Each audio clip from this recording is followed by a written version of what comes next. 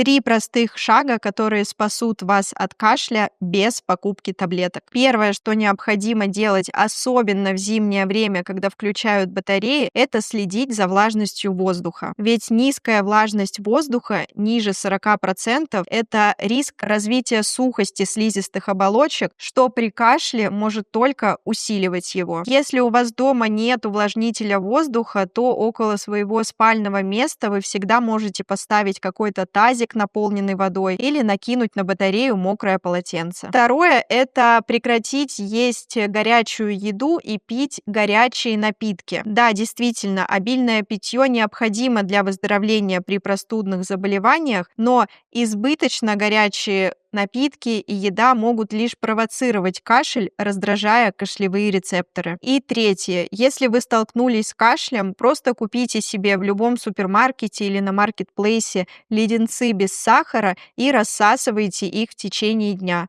чтобы слизистая оболочка не была сухая, слюна вырабатывалась, горло смягчалось. Так вы сможете быстрее избавиться от мешающего жизни симптома. Поделитесь в комментариях, а вы уже болели в этом сезоне?